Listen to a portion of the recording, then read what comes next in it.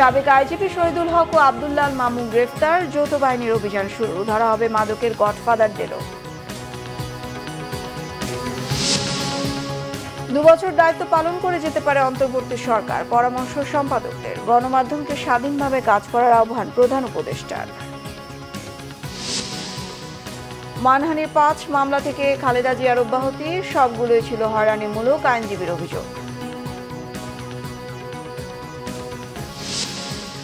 দুবাইয়ে বিক্ষোভকারী শ্রমিকদের সাধারণ ক্ষমা, কাজ করে যেতে পারবেন। ডোনাল্ড লুর সফরে গুরুত্ব পাবে পারস্পরিক সম্পর্কের বিষয়টি। টাইগারদের গর্জনে প্রকম্পিত রাওয়ালপিন্ডি, পাকিস্তানকে হোয়াইট ওয়াশ করে বাংলাদেশের ইতিহাস, জয়ের কৃতিত্ব পুরো দলকে দিলেন শান্ত। দেখছিলেন ক্রাউন সিমেন্ট সংবাদ শিরোনাম, এবার বিস্তারিত। পুলিশের সাবেক মহাপরিদর্শক একেএম শহীদুল হক ও আব্দুল্লাহ আল মামুনকে গ্রেফতার করেছে ঢাকা মহানগর গোয়েন্দা পুলিশ। গতকাল রাতে রাজধানীর একাধিক স্থান থেকে পুলিশের সাবেক এই 2 কর্তা ব্যক্তিকে গ্রেফতার করা হয়েছে। ডিএমপির অতিরিক্ত কমিশনার রেজাউল করিম মল্লিক জানিয়েছেন, তাদের বিরুদ্ধে একাধিক মামলা রয়েছে।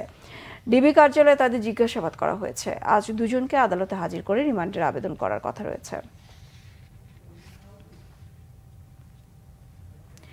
ডায়মন্ড ওয়ার্ল্ডের ব্যবস্থাপনা পরিচালক দিলীপ কুমার আগরওয়ালকে গ্রেফতার করেছে র্যাব। গতরাতে রাজধানীর গুলশানে ডায়মন্ড ওয়ার্ল্ডের কার্যালয় থেকে তাকে গ্রেফতার করা হয়। র্যাব জানায়, ভবনের 13 তলায় আত্মগোপন করেছিলেন দিলীপ কুমার আগরওয়াল। প্রথমে সেখানে অভিযানে গেলেও তার সন্ধান পাওয়া যায়নি। পরে রাত 12টার দিকে তাকে গ্রেফতার করা হয় ওই ভবন থেকেই। 2-1 ঘন্টা প্রাথমিক জিজ্ঞাসাবাদ শেষে রাত 2টা নাগাদ দিলীপ কুমারকে গুলশানের অফিস থেকে বের করে নিয়ে যায় র্যাব। স্বর্ণ, হীরা চোরাচালান, অর্থ পাচার ও ডায়মন্ডের বদলে কাচের টুকরা বিক্রির অভিযোগ রয়েছে দিলীপ কুমার আগরওয়ালের বিরুদ্ধে। এছাড়াও সাম্প্রতিক ছাত্র জনতার আন্দোলনে কয়েকটি হত্যা মামলায়ও আসামি করা হয়েছে তাকে। অস্ত্র উদ্ধারের সারা দেশে একযোগে যৌথ বাহিনীর অভিযান শুরু হয়েছে মধ্যরাত থেকে।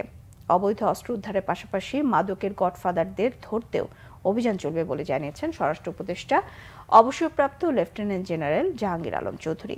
এদিকে স্বরাষ্ট্র মন্ত্রণালয়ের পক্ষে সতর্কীকরণ বিজ্ঞপ্তিতে জানানো হয়, সাম্প্রতিক সময়ে জননিরাপত্তা বিঘ্নকারী কার্যকলাপের সাথে জড়িতদের বিরুদ্ধেও ব্যবস্থা নেওয়া হবে। রিপোর্ট সৈয়দ আব্দুল মুহিতের। 5 আগস্ট সরকার পতনের পর বিভিন্ন থানা থেকে অস্ত্র ও গোলাবারুদ লুটপাট হয়। সেই অস্ত্র জমা দিতে আলটিমেটাম দেয় অন্তর্বর্তী সরকার। গত 25 আগস্ট স্বরাষ্ট্র মন্ত্রণালয় থেকে 2009 সালের জানুয়ারি থেকে 2024 সালের 5 আগস্ট পর্যন্ত দেয়া অস্ত্রগুলির লাইসেন্স বাতিল করা হয়। মহানগর এলাকায় পুলিশ কমিশনার, জেলা পর্যায়ে পুলিশ সুপারের নেতৃত্বে সশস্ত্র বাহিনী, বিজিবি, কোস্টগার্ড, পুলিশ, র্যাব ও আনসার সদস্যদের সাথে যৌথ অভিযানে থাকছেন গোয়েন্দা সংস্থার সদস্যরাও। আইন শৃঙ্খলা পরিস্থিতি কিভাবে আরও উন্নতি করা যায় এবং এই ব্যাপারে আমরা কিছু কিছু পদক্ষেপও নিব। তারপরে আপনারা সবাই জানেন যে আজ কিন্তু শেষ হয়ে যাচ্ছে অবৈধ বা বৈধ সব অস্ত্র জমা দেওয়ার শেষ তারিখ। আগামীকাল রাত 12টা থেকে আমাদের যৌথ বাহিনীর অপারেশন শুরু হবে হাতিয়ার কালেকশনের জন্য। আমি এই ব্যাপারেও আপনাদের সহযোগিতা চাচ্ছি, যেন আমরা অবৈধ অস্ত্রগুলি কালেক্ট করতে পারি। সচিবালয়ের স্বরাষ্ট্র উপদেষ্টা জানান, মাদকের গডফাদারদের বিরুদ্ধেও ব্যবস্থা নেওয়া হবে। মাদক নিয়ন্ত্রণটা আমাদের জন্য খুবই জরুরি। এই জন্য আমরা বিভিন্ন ধরনের পদক্ষেপ নিতে যাচ্ছি, যেন এটা নিয়ন্ত্রণের ভিতরে চলে আসে এবং মাদকের গডফাদারদের যেন আমরা আইনের আওতায় আনতে পারি। আসন্ন দুর্গাপূজার নির্বিঘ্ন পালন করতে সর্বোচ্চ সতর্ক থাকবে আইন শৃঙ্খলা বাহিনী। পূজাটা যেন সুষ্ঠুভাবে হতে পারে। এদিকে স্বরাষ্ট্র মন্ত্রণালয় থেকে পাঠানো এক সতর্কীকরণ বিজ্ঞপ্তিতে বলা হয়েছে, জননিরাপত্তা বিঘ্নকারী কার্যকলাপের বিরুদ্ধে আইনগত ব্যবস্থা নেবে সরকার। দলমত নির্বিশেষে দুষ্কৃতিকারীদের চিহ্নিত করে অভিযান চালানো হবে। সৈয়দ আব্দুল মুহিত, বাংলা ভিশন, ঢাকা। বর্তমান অন্তর্বর্তীকালীন সরকারের মেয়াদের যৌক্তিক সময় ন্যূনতম 2 বছর হতে পারে বলে মত সম্পাদকদের। মঙ্গলবার প্রধান উপদেষ্টা ডক্টর মোহাম্মদ ইউনূস মতবিনিময়ে তাদের কাছে মেয়াদ কতদিন হতে পারে জানতে চাইলে সম্পাদকরা এই কথা বলেন। তবে সংস্কারের কার্যপরিধি অনুযায়ী মেয়াদ ঠিক করার ইঙ্গিত দেওয়া হয়। জাতীয় ঐক্যমত প্রতিষ্ঠায় গণমাধ্যমকে সোচ্চারভাবে সরকারের ভুল ত্রুটি তুলে ধরে স্বাধীনভাবে কাজ করার আহ্বান জানান প্রধান উপদেষ্টা। রুকনুজ্জামানের রিপোর্ট। সকল অংশীজনের সাথে মতবিনিময় করে বর্তমান সরকারের কার্যপরিধি তথা সংস্কারের রূপরেখা ঠিক করার অংশ হিসেবে মঙ্গলবার সম্পাদকদের সাথে মতবিনিময় করেন প্রধান উপদেষ্টা ডক্টর মোহাম্মদ ইউনূস। প্রধান উপদেষ্টা সরকারি বাসভবন যমুনায় অনুষ্ঠিত এই মতবিনিময় সভায় অন্তর্বর্তীকালীন সরকারের সংস্কার কর্মসূচি, মেয়াদ, সংবিধান সংশোধন বা পুনর্লিখন, গণমাধ্যমের স্বাধীনতা সহ নানা বিষয়ে আলোচনা হয়। উঠে আসে সাংবাদিকদের বিরুদ্ধে মামলার বিষয়ও। আমিরাতে ৫৭ বাংলাদেশি শাস্তি মওকুফের ক্ষেত্রে প্রধান উপদেষ্টার ভূমিকার প্রশংসা করেন সাংবাদিকরা। প্রফেসর ইউনূস এবং তার সরকারের যে কর্মকাণ্ড, আমরা এটাকে সম্পূর্ণভাবে আমাদের একাত্মতা ঘোষণা করছি। আমরা চাই যে একটা নতুন দিগন্ত বাংলাদেশে উন্মোচিত হোক। তো সেখানে আমি একজন সম্পাদক হিসেবে আমি যে প্রশ্নটা উত্থাপন করেছি সেটা হচ্ছে সাংবাদিকদের নিশ্চয়তা এবং সাংবাদিকদের ব্যাপারে যে এরকম যত্রতত্র খুনের মামলা হচ্ছে এটা যেন বন্ধ হয় এবং এই ব্যাপারে সরকার যেন সুস্পষ্ট একটা অবস্থান নেন। সাংবাদিকদের যদি কোনো রকম দোষ থাকে, তারা যদি দুর্নীতির কারণে থাকে, তাদের সঙ্গে আলাদা মামলা হবে, কিন্তু এইভাবে যেন না হয়। আমরা এই সরকারের কাছ থেকে কতগুলো গুরুত্বপূর্ণ সংস্কার আমরা আশা করছি। সেই সংস্কারের মধ্যে সংবিধান পরিবর্তন, তারপরে আমরা বলেছি লোকাল গভর্নমেন্টকে স্ট্রেংথেন করা, তারপরে আমরা বিভিন্ন যে স্বায়ত্তশাসিত সংস্থাগুলো আছে, anti corruption commission, human rights commission, election commission, এবং উনি আমাদেরকে বলেছেন যে উনি সম্পূর্ণরূপে স্বাধীন সাংবাদিকতা বিশ্বাস করেন এবং আমাদের কাছে ওনার বিশেষ আবেদন হচ্ছে যে আমরা যেন সোচ্চারভাবে এই সরকারের ভুল ত্রুটি হলে আমরা যেন নির্দ্বিধায় সেটা কাগজে ছাপি।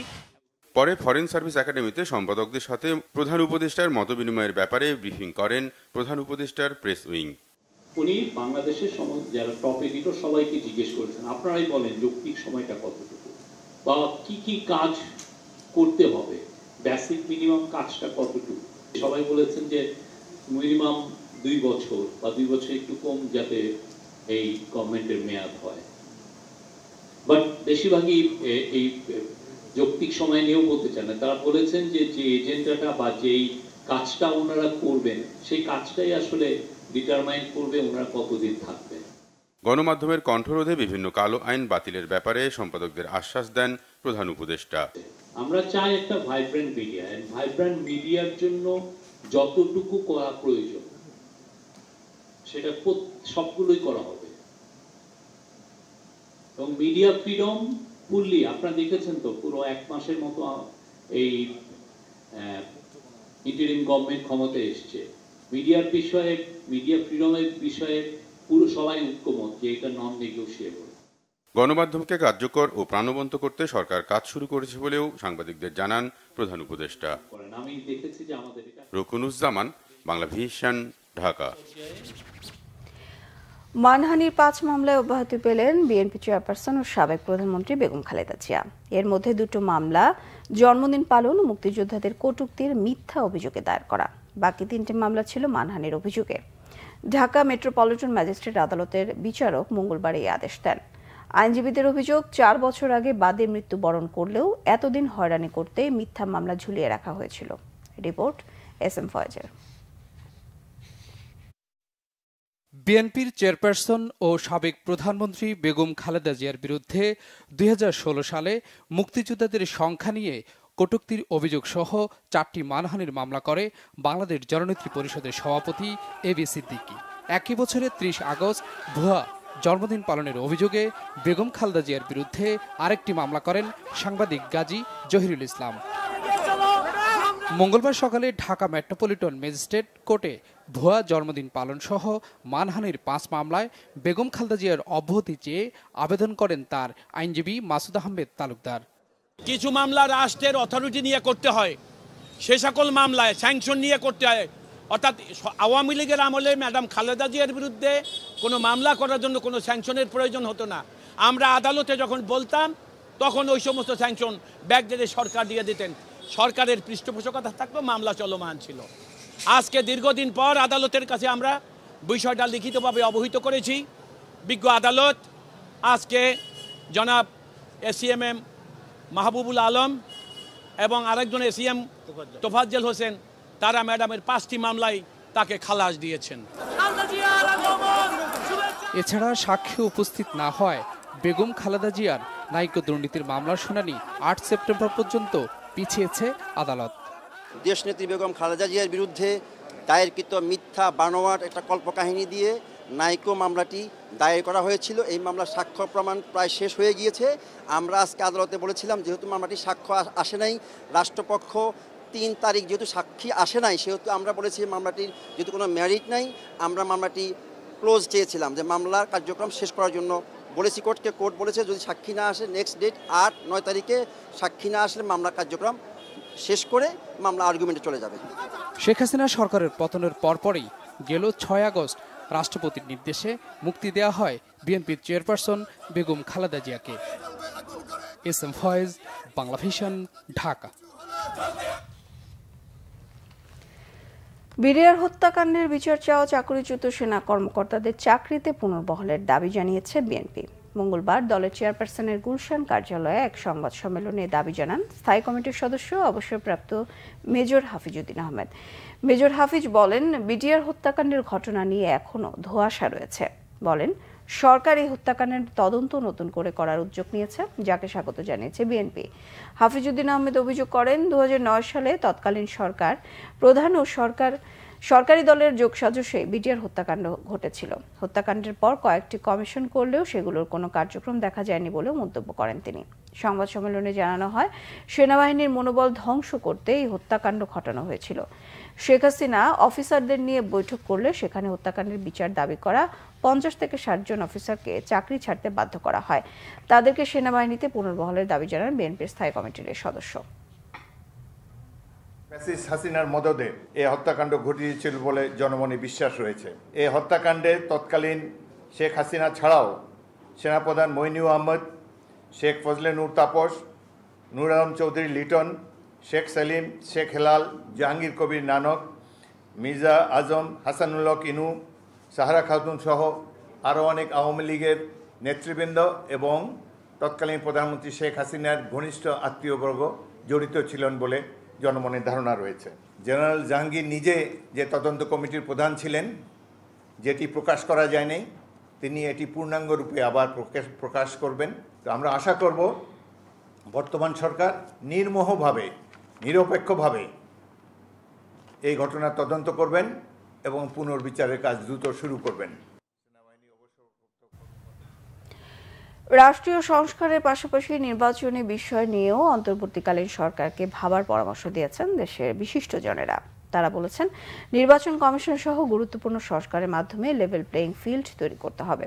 গণতন্ত্রে উত্তরণে অন্তর্বর্তীকালীন সরকার ও রাজনৈতিক দলের ভূমিকা নিয়ে মঙ্গলবার মিলেনিয়াম ইউনিভার্সিটি আয়োজিত গোলটেবিল বৈঠকে বক্তারা এসব কথা বলেন। তারা জানান, মাঠ পর্যায়ে সংস্কারের মাধ্যমে সব রাজনৈতিক দলের জন্য ইতিবাচক পরিবেশ তৈরি করতে হবে।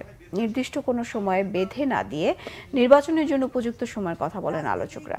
তারা জানান, অন্তর্বর্তীকালীন সরকার ব্যর্থ হলে সবাই ব্যর্থ হয়ে যাবে। রাজনৈতিক দল, নাগরিক সমাজ কেউই তখন ব্যর্থতা থেকে রেহাই পাবে না। তাই সমালোচনা বাদ দিয়ে গণতান্ত্রিক প্রতিষ্ঠানকে শক্তিশালী করার পক্ষে মত দেন বিশিষ্টজনেরা। ধৈর্য ধরে তাদেরকে মাঠটা পরিষ্কার করতে দেন, মাঠটাকে সমতল করতে দেন এবং সহায়তা করেন। আপনারাও যে চান এইসব সংস্কার, এইসব পরিবর্তন, এগুলোর প্রদর্শন করেন। আর অন্তর্বর্তীকালীন সরকারের পক্ষে অবশ্যই এই সরকারকে সফল হতে হবে। ভাইরা বোনরা, এই সরকার যদি সফল না হয় আমরা সবাই ব্যর্থ, এবং এই সরকারকে সফল আমাদের সকলকেই করতে হবে। এই সকল দলকে করতে হবে, নাগরিক সমাজকে করতে হবে, আমরা যেখানে আসি সেখান থেকে করতে হবে। তা না হলে আমাদের খবর আছে।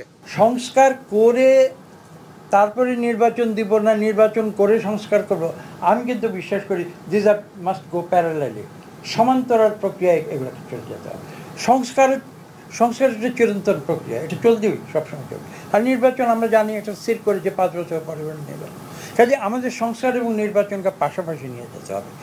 এবং এই কারণেই আমি একটু আগে বলেছি যে এই সরকার সংস্কার করবে, যেগুলো অত্যাবশ্যকীয় সংস্কার নিশ্চয়ই সেগুলো করবে। এখন নির্বাচন কমিশন যদি সংস্কার না হয় তাহলে তো সুষ্ঠু নিরপেক্ষ নির্বাচন হবে না, সেটা তো অবশ্যই করতে হবে। পররাষ্ট্র উপদেষ্টা তৌহিদ হোসেন বলেছেন, ডক্টর মোহাম্মদ ইউনূসের প্রতি সৌজন্যতা দেখিয়ে সংযুক্ত আরব আমিরাতে বিভিন্ন মেয়াদে সাজাপ্রাপ্ত ৫৭ বাংলাদেশিকে সাধারণ ক্ষমা করে দিয়েছেন দেশটির প্রেসিডেন্ট। তাদের দেশে ফেরত পাঠানো হতে পারে কিনা এমন প্রশ্নের জবাবে সেখানেই তারা কাজ করতে পারবেন বলে পররাষ্ট্র উপদেষ্টা আশা প্রকাশ করেন। যুক্তরাষ্ট্রের উপসহকারী পররাষ্ট্রমন্ত্রী ডোনাল্ড লুর আসন্ন সফরে দ্বিপক্ষীয় বিষয়েও পাশাপাশি র্যাবের উপর নিষেধাজ্ঞার প্রসঙ্গ উঠে আসতে পারে বলে জানান তিনি। রিপোর্ট করছেন ইমরুল কায়েস। শেখ হাসিনার সরকার বিরোধী ছাত্র জনতার আন্দোলনে সংহতি জানিয়ে বিক্ষোভ করায় ৫৭ প্রবাসী বাংলাদেশিকে যাবজ্জীবন সহ বিভিন্ন মেয়াদে কারাদণ্ড দেয় সংযুক্ত আরব আমিরাত। পরবর্তীতে তাদের মুক্ত করতে উদ্যোগ নেয় অন্তর্বর্তী সরকার। দেশটির প্রেসিডেন্টের সঙ্গে কথা বলেন প্রধান উপদেষ্টা ডক্টর মোহাম্মদ ইউনূস। এরই আলোকে আমিরাত সরকার ৫৭ বাংলাদেশিকে সাধারণ ক্ষমা করেছে বলে জানান পররাষ্ট্র উপদেষ্টা। মন্ত্রণালয়ে সাংবাদিকদের এ তথ্য জানান তিনি। তাদেরকে সাধারণ ক্ষমার আওতায় ক্ষমা করা হয়েছে এবং তারা এখন মুক্ত মানুষ হিসাবে থাকতে পারবে।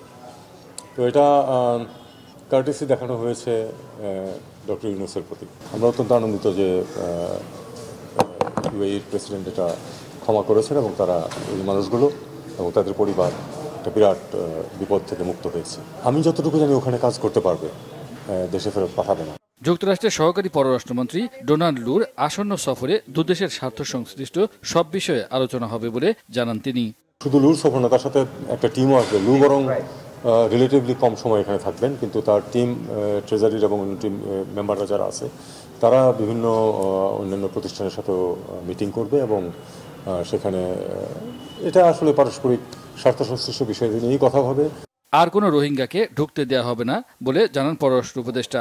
তিনি বলেন, প্রধান উপদেষ্টা জাতিসংঘের সাধারণ অধিবেশনে যোগ দিতে 5 দিনের জন্য চলতি মাসের 22 তারিখ যুক্তরাষ্ট্র যাবেন। ইমরুল কায়েস, বাংলাভিশন, ঢাকা। চলতি বছরের জুন প্রান্তিক শেষে দেশে ব্যাংকিং খাতের খেলাপি ঋণ বেড়ে দাঁড়িয়েছে 2,11,391 কোটি টাকায়, যা মোট বিতরণ করা ঋণের 12.56%। বাংলাদেশ ব্যাংকের খেলাপি ঋণের হালনাগাদ প্রতিবেদন থেকে তথ্য উঠে আসে। প্রতিবেদন বলছে, 2024 সালের জুন প্রান্তিক শেষে ব্যাংকগুলোর মোট ঋণ স্থিতি 16,83,396 কোটি টাকা। 3 মাস আগে চলতি বছরের মার্চ প্রান্তিক শেষে খেলাপি ঋণের পরিমাণ ছিল 1,82,295 কোটি টাকা, যা ছিল মোট বিতরণের 11.11%। সেই হিসেবে জুন প্রান্তিকে খেলাপি ঋণ বেড়েছে 29,096 কোটি টাকা। গত ডিসেম্বর প্রান্তিক শেষে খেলাপি ঋণ ছিল 1,45,633 কোটি টাকা, অর্থাৎ বছরের প্রথম 3 মাসে বেড়েছিল 36,662 কোটি টাকা। এই খাত সংশ্লিষ্টরা জানান, জালিয়াতির মাধ্যমে বিতরণ করা ঋণ আর ফেরত আসছে না।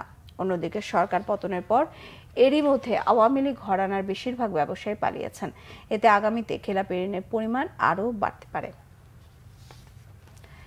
মেগা প্রকল্প, ঋণ চুক্তি, জ্বালানি, ব্যাংকিং খাত সহ অর্থনীতির সার্বিক দিক নিয়ে কাজ করবে অর্থনীতির শ্বেতপত্র কমিটি। মঙ্গলবার পরিকল্পনা কমিশনের কমিটির দ্বিতীয় বৈঠকে সিদ্ধান্ত হয়। সভা শেষে শ্বেতপত্র প্রণয়ন কমিটির প্রধান ডক্টর দেবপ্রিয় ভট্টাচার্য বলেন, কি কি নিয়ে কমিটি কাজ করবে তা চিহ্নিত করা হয়েছে। এজন্য অংশীজনদের সাথে আলোচনা শুরু করবেন শিগগিরই। তিনি বলেন, দেশ ও দেশের বাইরে বিশিষ্টজনদের সঙ্গে আলোচনা করে মতামত নেওয়া হবে। 2-3 দিনের মধ্যে প্রধান উপদেষ্টার কাছে প্রারম্ভিক একটি রিপোর্ট জমা দেওয়ার কথা জানান ডক্টর দেবপ্রিয়। আগামী 2 মাসের মধ্যে কমিটির কাজ শেষ করবে বলেও জানান তিনি। ধর্ষণের সর্বোচ্চ শাস্তি মৃত্যুদণ্ডের বিধান রেখে নতুন বিল অনুমোদন করেছে পশ্চিমবঙ্গের বিধানসভা। আর কলকাতায় নারী চিকিৎসককে ধর্ষণ ও হত্যার ঘটনায় আরজিকর হাসপাতালের সাবেক অধ্যক্ষ সন্দীপ ঘোষকে গ্রেফতার করেছে ভারতের কেন্দ্রীয় তদন্ত সংস্থা সিবিআই। পশ্চিমবঙ্গে বিধানসভার অধিবেশনে তুমুল হট্টগোলের মধ্যে অপরাজিতা নামের বিলটি অনুমোদনের প্রক্রিয়া চূড়ান্ত হয়। এখন প্রেসিডেন্ট দ্রৌপদী মুর্মু এতে সই করলেই বিলটি আইনে পরিণত হবে। পশ্চিমবঙ্গ বিধানসভার অধিবেশনে পশ্চিমবঙ্গের মুখ্যমন্ত্রী মমতা বন্দ্যোপাধ্যায় দাবি করেন, কেন্দ্রীয় সরকার যা পারেনি তা করে দেখালো পশ্চিমবঙ্গের তৃণমূল সরকার। নারীদের নিরাপত্তা দিতে ব্যর্থতার জন্য প্রধানমন্ত্রী নরেন্দ্র মোদীর লজ্জিত হয়ে পদত্যাগ করা উচিত বলে মন্তব্য তার।